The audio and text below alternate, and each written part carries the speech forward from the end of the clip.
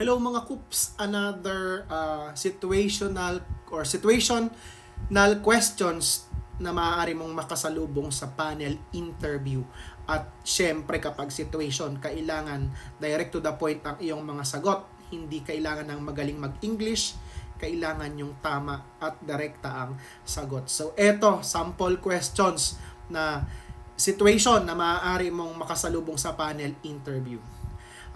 How will the logbook helps a certain correction officer if an incident happens during or before the turnover of duty to another corrections officer, if ever an incident transpired?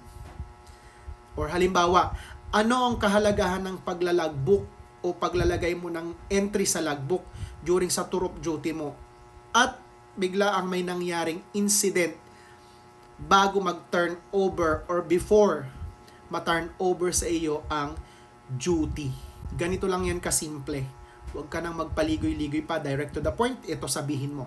The entry in logbook is important because it is official and legal records of service or of tour of duty inside or within the area of responsibility of a correction officer in prison facility.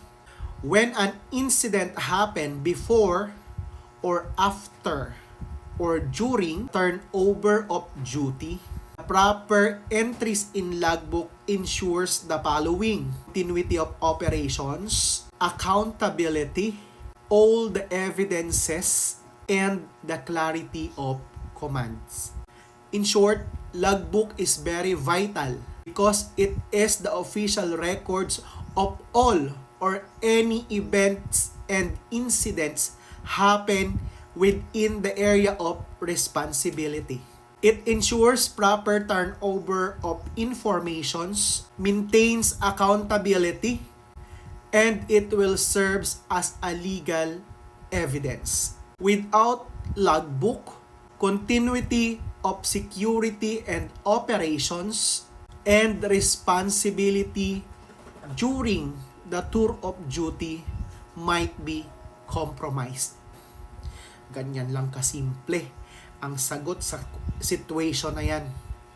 Sure ako, magugustuhan ng mga panelists yan. Ako si 124, ang inyong certified kupal na nagpapaalala kung gusto mong mas mag-upload pa ako ng mga maraming panel interview question and sample answer sa mga interview questions. Siguraduhin naka-like, naka-follow, and i-share or i-repost ang aking mga videos dito sa TikTok, Facebook, at sa aking YouTube account.